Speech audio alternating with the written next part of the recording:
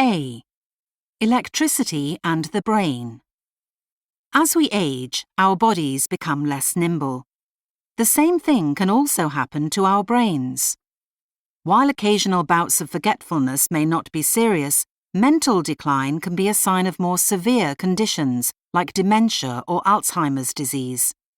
However, neuroscientist Robert Reinhardt believes electrical stimulation can help. In a controlled study, Reinhardt applied electrical currents to parts of the brain involved in short-term memory, also known as working memory. He found that by using electricity to synchronize brain waves in certain areas, working memory could be significantly improved, and learning ability could also be enhanced. Such results seem promising. Furthermore, using electrical stimulation therapy may not be confined to improving working memory or helping us to become better learners.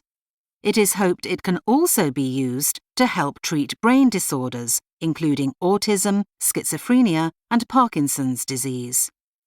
Poor synchronization of brain waves in different areas of the brain is believed to be a factor in such conditions. However, while electrical stimulation to synchronize brain waves proved effective in Reinhardt's study, its viability as a long-term treatment has yet to be determined. Questions. Number 11.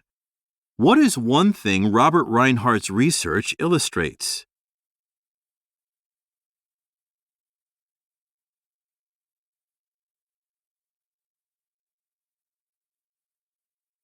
Number 12. What does the speaker suggest about electrical stimulation therapy?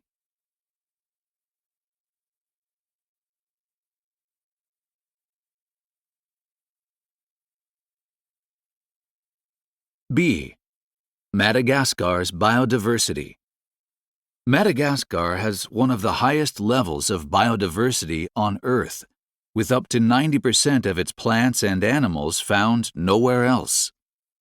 The island split from other land masses about 80 million years ago, which allowed the flora and fauna there to evolve in isolation.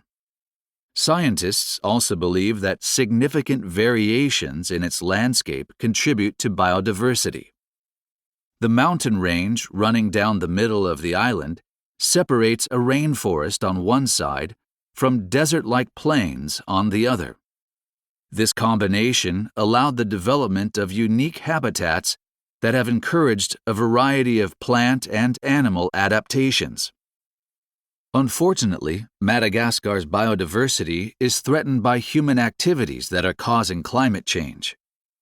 The island's isolation, as well as its terrain, rainfall, and other variables, make it difficult for researchers to predict how different species will respond to alterations in their environment. One method being used by researchers is to study how species on the island reacted to past environmental changes. This could help identify which plants and animals are vulnerable today. A concern with this model, however, is that it involves examining environmental fluctuations which occurred over tens of thousands of years. The human causes of climate change, in contrast, have been occurring for a far shorter period of time. Questions. Number 13. What is one reason given for Madagascar's biodiversity?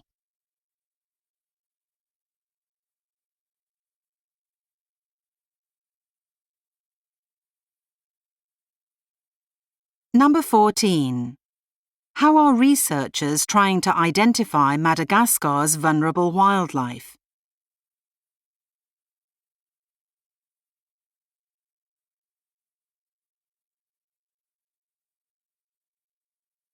C. Operation Gunnerside. During World War II, Germany initiated a secret nuclear program with the goal of building an atomic bomb. German scientists, however, faced an obstacle. Their production strategy involved an extremely rare substance known as heavy water, which contains a different form of hydrogen to that of regular water. This difference allows heavy water to slow the movement of neutrons, which is essential for the correct chain reaction required for an atomic explosion to take place. Heavy water was therefore key to the German program's success. Only one facility produced heavy water at the time, a hydroelectric power plant in Norway called Vemork. After Germany occupied Norway, the U.S. and Britain decided to attack Vemork to halt Germany's nuclear progress. However, as the heavy water reactor was in the basement of the building, airstrikes would have failed. Therefore, in a mission known as Operation Gunnerside, a small unit of British-trained Norwegian soldiers was sent to destroy the reactor with explosives. The soldiers obtained detailed information about the building's layout, enabling them to sneak in, set the explosives, and escape. Operation Gunnerside was one of the most important steps toward stopping Germany's wartime nuclear program. Questions. Number 15. What is one thing we learn about heavy water?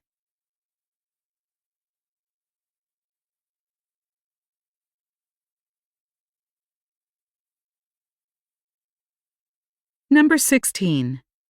Why was Operation Gunnerside necessary?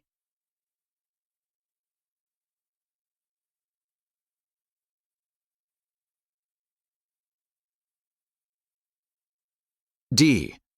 The world's first computer? In 1901, divers near the Greek island of Antikythera discovered an ancient Roman shipwreck full of artifacts, including a shoebox-sized bronze mechanism in a wooden case. The mechanism was largely ignored until the mid-20th century, when science historian Derek de Sala Price began to study it. In the early 1970s, he had X-ray and gamma-ray images of the mechanism taken. After analyzing the results, Price theorized the device was an ancient analog computer constructed around 87 BC. The technology available to him at the time was limited, and the images he took were difficult to interpret conclusively. However, Price believed the mechanism's inscriptions and gear system were designed to track the movements of planets and stars. In the following decades, a mechanical engineer analyzed the inner workings of the mechanism using more advanced imaging technology.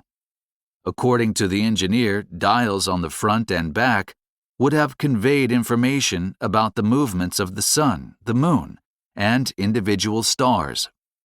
Although no other such ancient device has ever been found, many historians believe the mechanism's complexity means it must have had a predecessor.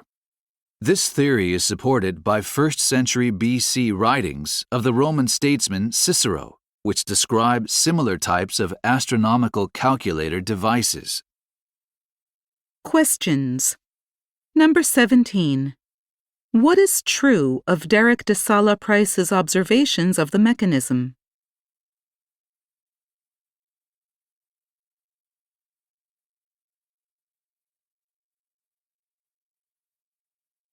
Number 18. What do Cicero's writings suggest about the mechanism?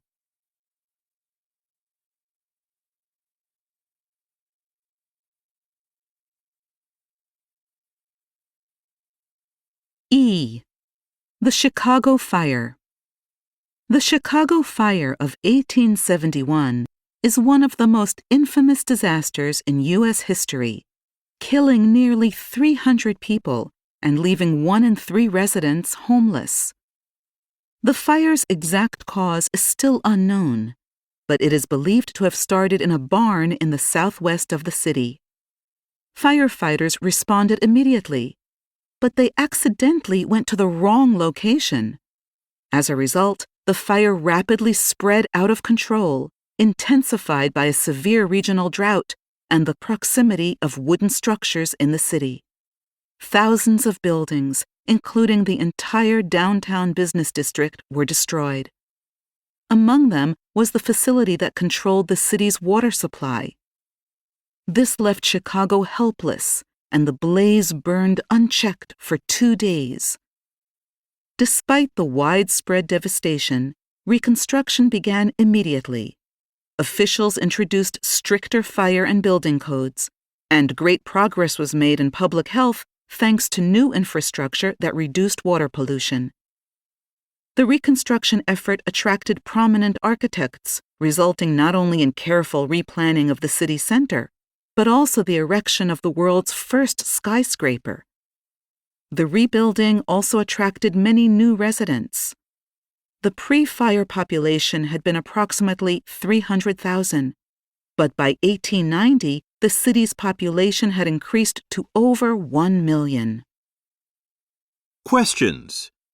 Number 19. What is one thing we learn about the Chicago Fire of 1871?